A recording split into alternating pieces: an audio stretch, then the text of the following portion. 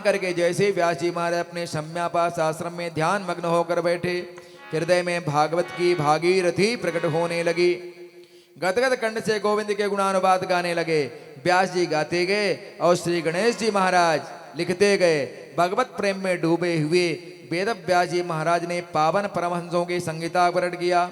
18,000 श्लोकों के दिव्य संगीता तैयार हो गई। अब मन में विचार आया कि अमृत किसे परोसा जाए।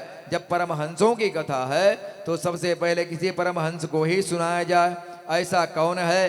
ध्यान करते ही उनको याद आ गए। बोले सुखदेव भगवान की जय हो। अब ध्यान दीजिए, यहाँ पर पार्वती जी ने पद्म पुराण अंतर्गत प्रसंग है, सुना दूं आपको। पार्वती जी ने भोले बाबा से प्रश्न किया कि सरकार आपने बहुत कथा सुनाई, लेकिन अब कोई ऐसा कथा सुनाओ जो अभी तक किसी ने सुना ना हो, जो अमर कर देने वाली कथा हो। अमर कथा सुनाओ।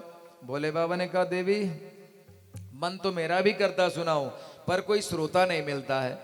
अब श्रोता तुम ही बन रहे हो, सुनाऊंगा, लेकिन एक चक्कर है, एकांत देखा जाए जहां कोई ना हो। बोले अकेले ही क्यों सुनाओगे? बोले हाँ ये अमर कथा अकेले ही की है। बोले कैसे प्रभु? बोले क्यों? इसलिए कि कलयुग में इसकी लोग अवहेलना करेंगे, चोरी ना हो जाए इस कथा की, नहीं तो उचित नहीं होगा। अब लगे खोजने देखने जगह, घूमते फिरते टहलते पहुंच गए। बोले अमरनाथ भगवान की जय हो। अमर गुफा में प्रवेश कर गए। जब वहां गए क्या देखे?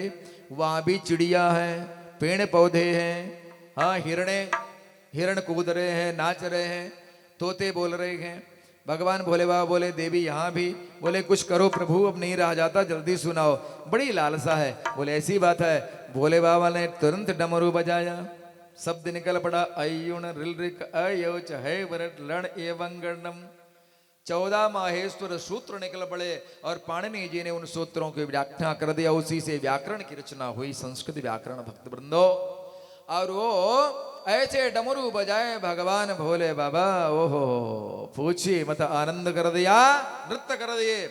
सारे पशु पक्षी पलायन कर गए वहां से। पोपट का जोड़ा था, सुग्गा सुग्गी थे अपने कोटर में, वो तो उड़ गए, लेकिन उनका बच्चा एक था ना उड़ पाया। उसके पंख तो आ गए थे लेकिन उड़ने की सामर्थ्य ना थी। वो बेचारा उसी कोटर में दुबक करके रह गया। जब उसी कोटर में दुबक करके वो बच्चा रह गया भक्त वृंदो, तो जानते हैं क्या हुआ? अब तो कथा प्रारंभ हुई। श्री गणेशाय नमः, श्री सरस्वती नमः। और कथा प्रारंभ होते ही पहला स्कंध हुआ, दूसरा स्कंध हुआ, तीसरा, चौथा, पांचवा, छठवा, सातवां, आठवां, नौवां स्कंद जैसे पूर्ण हुआ कि पार्वती मैया को नींद आ गई। अब कथा तो चालू है, अब कोई हाँ नहीं करेगा तो कथा बंद हो जाएगी। श्रोता तो होना चाहिए ना, कोई कथा होवे। अभी आप लोग कोई नहीं आओगे तो भला कैसे कथा होगी? विचार करो, कोई तो होना चाहिए। अब अकेले ही सोनिया सुनेगी तो अकेले फकीर बन के कैसे बैठे रहेगी बेचारी? हाँ, वैसे भी भगवा वस्त्र पहन करके बैठ गई है, पूरे गांव की सेवा कर रही है किसी न किसी माध्यम से, और उसका भी गुजर बसर चल रहा है। भगवान ने उसे सद्बुद्धि दिया, सो ये अपना गुजारा कर रही है। अब संसार में वार्ताएं तो कोई बचा नहीं। जब राम और श्याम नहीं बचे तो हम तुम कहाँ बचेंगे? रामों को भगवान ने श्याम जी को भी नहीं छोड़ा, तो हमें आपको क्या छोड़ेंगे भैया? संसार अच्छाई रास्ते में चले हो तो भी सुनने को मिलेगा, और बुरे रास्ते में तो सुनना ही पड़ता है। इसलिए अच्छाई इसी में है कि आप अच्छे में ही चलो, जिसको जो कहना करने दो, और मस्ती से हाथी की चाल से चलो। अच्छा बताओ, हाथी चलता है पर कुत्ते क्यों भौंकते हैं जानते हो? उसके पीछे पीछे कुत्ते भौंकते हैं। हाँ, इसका अपन लोगों ने कभी गणित लगाया है? नहीं लगाया। हाथी चलता है बड़े प्रेम से और कुत्ते भौंकते हैं, पर पीछे पड़कर भौंकते, आगे से नहीं भौंकते हैं। क्यों जानते हो? वो इसलिए भौंकते हैं कि आप उसकी आरती उतारते हो, थाली में अनाज लेकर के, दिया जला करके आरती उतारते हो, तो कुत्ते संकेत करते हैं कि मूर्खो, एक हाथी आ गई तो उसकी आरती उतारने लगे। और हाँ है तो हो तो हमारे तरह, बाद में तो वैसे ही भौंकते रहते हो जहां हाथी निकल गया तो संकेत देते हैं। अब यहां पर देखिए कि वेद व्यास जी ने कथा लिखा। अब यहाँ पर कथा सुना भी रहे हैं भोले बाबा। 9वां स्कंद पूर्ण हुआ कि पार्वती जी को नींद आ गई। अब यहाँ कोई तो हाँ करना, हाँ प्रभु आगे। वो तोता बोलने लगा, हाँ प्रभु आगे। जब पूर्ण हुआ, संपन्न हुए अमर कथा, 12 स्कंद पूर्ण हो गए, 335 अध्याय, 18,000 श्लोक। तो भोले बाबा ने कहा, देवी कथा कैसी लगी? तो पार्वती जगी, कथा बहुत अच्छी रही प्रभु। तो पार्वती जी से बोले, भोले बाबा बोले अच्छा कोई अंतिम प्रसंग आप सुनाइए। परीक्षा लेने लगे कि बात क्या है। तो अंतिम प्रसंग सुनाने लगे, सीताराम सीताराम सीताराम कहिए, जाहि विधि राखे राम, ताहि विधि रहिए। सीताराम सीताराम सीताराम कहिए, कहीं विधि राखे राम, ताहि विधि रहिए। सीताराम सीताराम सीताराम कहिए, जाहि विधि राखे राम, ताहि विधि रहिए। सीताराम सीताराम सीताराम कहिए, ताहि विधि राखे राम, ताहि विधि रहिए। मुख में हो राम नाम, राम सेवा हाथ में। मुख में हो राम नाम, राम सेवा हाथ में। मुख में हो राम नाम, राम सेवा हाथ में। हे मुख में हो राम नाम, राम सेवा हाथ में। तो अकेला नहीं प्यारे, राम तेरे साथ में। तो अकेला नहीं प्यारे, राम तेरे साथ में। विधि का विधान जान, हानि लाभ सही। जाहि विधि राखे राम, ताहि विधि रहिए।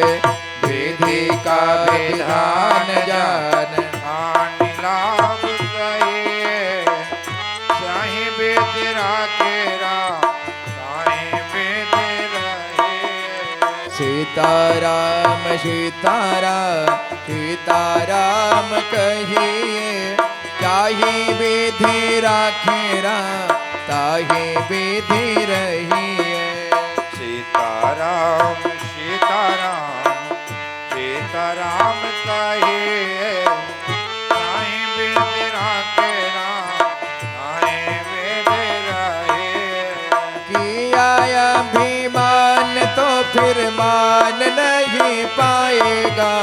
किया अभिमान तो फिर मान नहीं पाएगा। किया अभिमान तो फिर मान नहीं पाएगा। किया अभिमान तो फिर मान नहीं पाएगा। होगा वही प्यारे जो श्री राम जी को भाएगा। होगा वही प्यारे जो श्री राम जी को पाएगा। फल आशा त्याग शुभ काम करते रहिए। जाहि विधि राखे राम, ताहि विधि रहिए। फल आशा त्याग शुभ काम करते रहिए, ताहि विधि राखे राम, ताहि विधि रहिए। ये सीताराम सीताराम सीताराम कहिए, जाहि विधि राखे राम, ताहि विधि रहिए।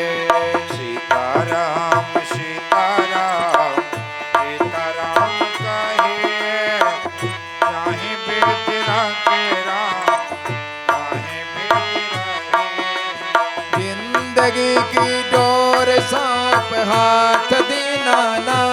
की। जिंदगी की डोर सौंप हाथ दीनानाथ ये के। जिंदगी की डोर सौंप हाथ दीनानाथ की। जिंदगी की डोर सौंप हाथ दीनानाथ के। महलों में राखे चाहे झोपड़ी में बास दे। महलों में राखे चाहे झोपड़ी में बास दे। ये धन्यवाद निर्विवाद राम राम कहिए। जाहि विधि राखे राम ताहि विधि रहिए। धन्यवाद निर्विवाद राम राम कहिए। साईं वेद राखे राम, साईं वेद रहिए। कहिए सीताराम सीताराम सीताराम कहिए। जाहि विधि राखे राम ताहि विधि रहिए। सीताराम सीताराम सीताराम कहिए। साईं वेद राखे राम, साईं वेद रहिए। कहिए। आशा एक राम जी से दूजी आशा छोड़ दे। आशा एक राम जी से दूजी आशा छोड़ दे। नाता एक राम जी से दूजा नाता तोड़ दे। नाता एक राम जी से दूजा नाता तोड़ दे। विधि का विधान जान हानि लाभ सही। ताहि विधि राखे राम ताहि विधि रहिए। ये विधि का विधान जान हानि लाभ सही।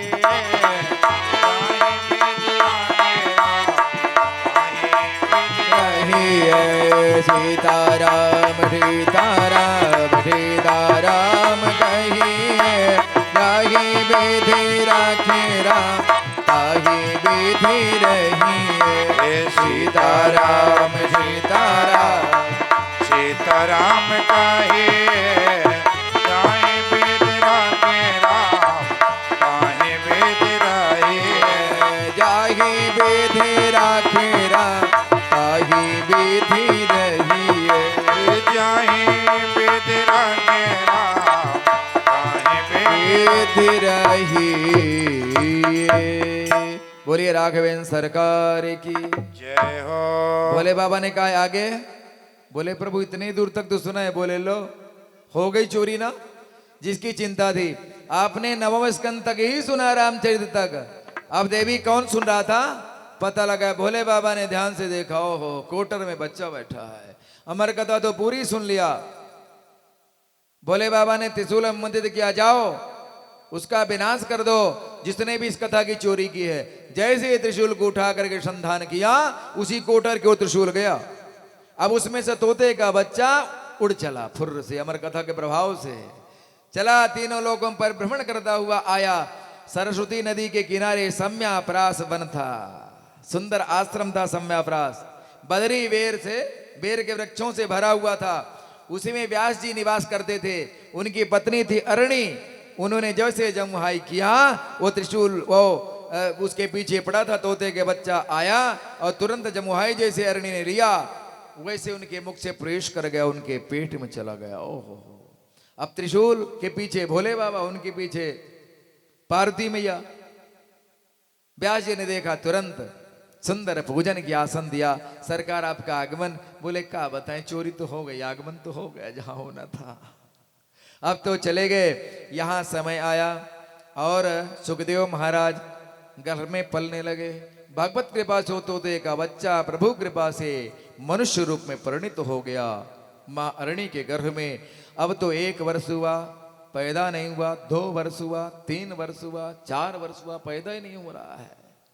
अब जब पैदा नहीं हो रहा है तो व्यास जी अपनी पत्नी अरणी से पूछते हैं, अरे तुमको वजन नहीं लगता? इतना बड़ा ढोल जैसे पेट हो गया है, अब तो 10 वर्ष हो गए भैया, लेकिन प्रकट नहीं हो रहा है, बालक पैदा नहीं ले रहा है। भोले बाबा से पूछा वेद व्यास जी ने, अपनी पत्नी से पूछा, बताओ तुमको वजन नहीं लगता? बोले नहीं। पेट ठोक के बोले, भैया आप कौन हो, बाहर आओ। वो कहता नहीं, सुंदर भाव में कहता है, मैं तो बाहर नहीं हाथ आऊंगा, मैं तो बाहर नहीं हाथ आऊंगा, गर्भ में रह के हरि गुण गाऊंगा। मैं तो बाहर नहीं हाथ आऊंगा, गर्भ में रह के हरि गुण गाऊंगा। मैं तो बाहर नहीं आऊंगा, गर्भ में रह के हरि गुण गाऊंगा।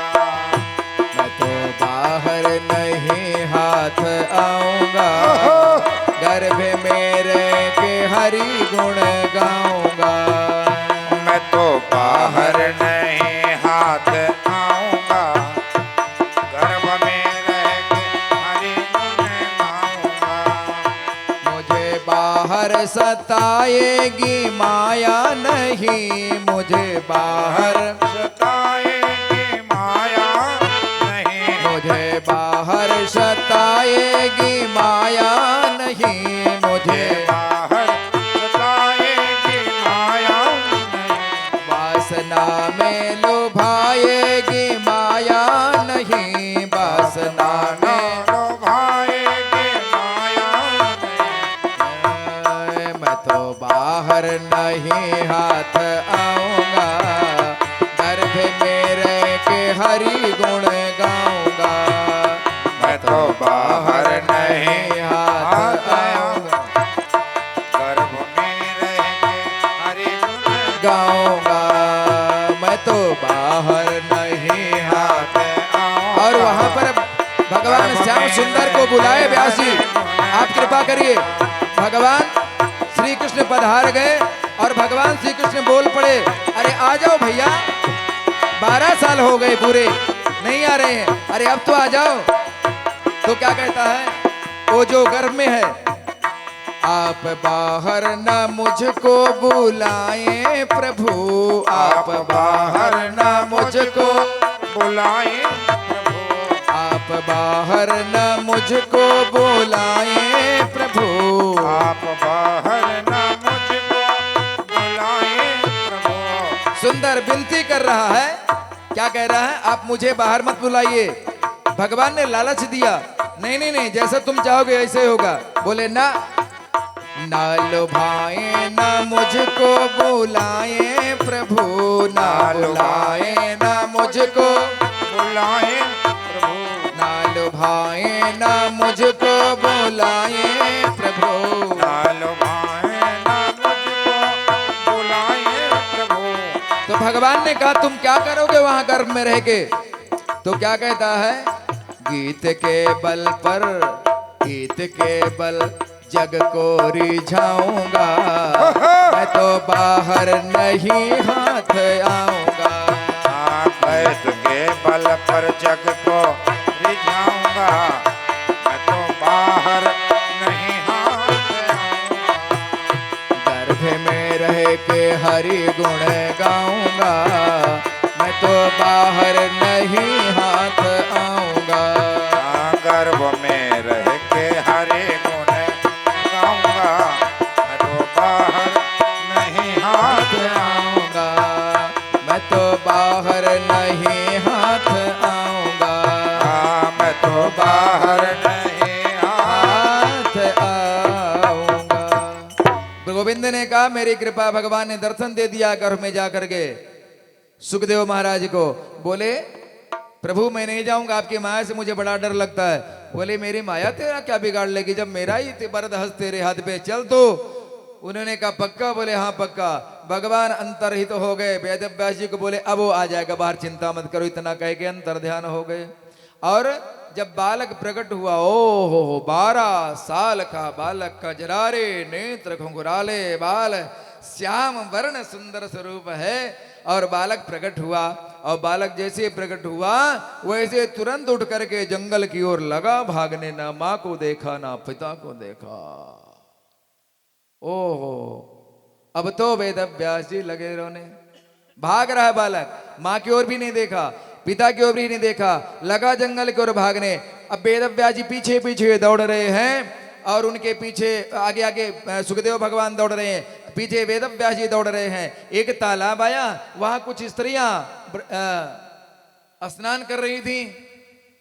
कुछ के वस्त्र थे, कुछ के वस्त्र का होश ही नहीं था, तो उनको देख करके किसी ने वस्त्र नहीं पहना। लेकिन जैसे 60 वर्ष के बुढ़े वेदव्यास जी पधारे, देवियों ने तुरंत वस्त्र पहन लिया। वेदव्यास ने कहा, क्यों मुझ बुढ़े को देखकर वस्त्र पहन लिए? मेरा जवान लड़का दौड़ा जा रहा है, तुम लोगों ने वस्त्र नहीं पहना। बोले, व्यास यही तो आपको मालूम है, आपको तो ज्ञात है कि स्त्री हैं पुरुष हैं, लेकिन इसको तो ये भी ज्ञात नहीं कि स्त्री और पुरुष होता क्या है। और वो चला जा रहा। तब वेद व्यास जी ने समझा, लगे रोने। हे सुक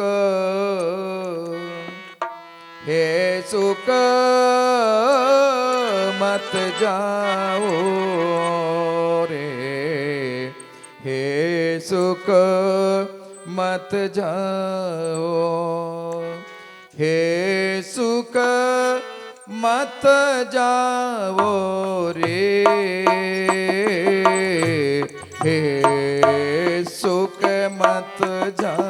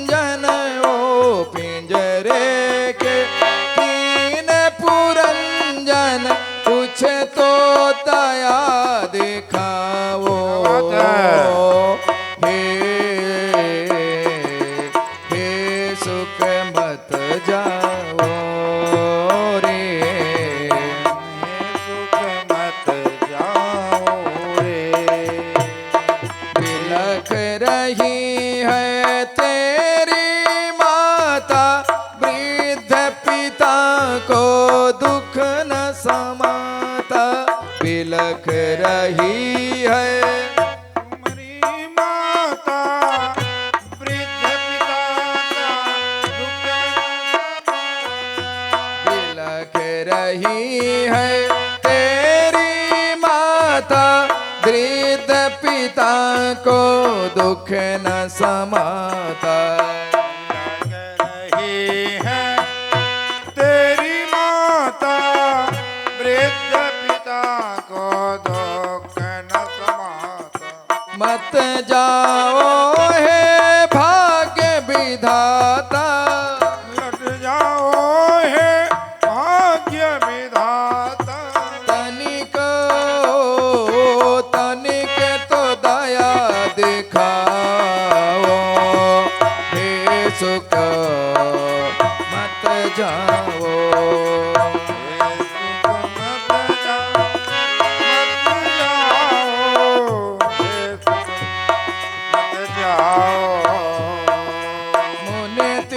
मुनिवर सब है रोके, मुनिवर सब है रोते, खग मृग तरुबर धीरज खोके, तरुवर दे तम धीरज को। मुनिवर सब है रोके, मुनिवर सब है रोते, खग मृग तरुबर धीरज खोके, खग मृग तरुबर गिरधर श्री भागवत सुनाओ, हे सुख मत जाओ। गिरधर श्री भागवत सुनाओ, हे सुख मत जाओ। ओ हे सुख मत जाओ, हे सुख मत जाओ। हे सुख मत जाओ, हे सुख मत जाओ। पिंजरे के कीन पुरंजन, पिंजरे के दीन पुरंदर, ओ पिंजरे के कीन पुरंजन, पिंजरे के दीन पुरंदर। कुछ तो दया दिखाओ, हे सुख मत जाओ। कुछ तो दया दिखाओ, हे सुख मत जाओ। हे सुख मत जाओ, हे सुख मत जाओ। हे सुख मत जाओ। हा पुत्र पुकारने लगे जंगल में जाकर के व्यास जी, और पुत्र वहीं जंगल में अंतर्हित हो गए भगवान सुखदेव। अब वृक्षों से भी आप जंगल में जाते हो ना, तो एक बार कहो राम राम, तो वहां से भी प्रतिध्वनि आएगी राम राम। वही हुआ, वेदव्यास जी ने कहा हा पुत्र, वहां से भी प्रतिध्वनि आ रही, हा पुत्र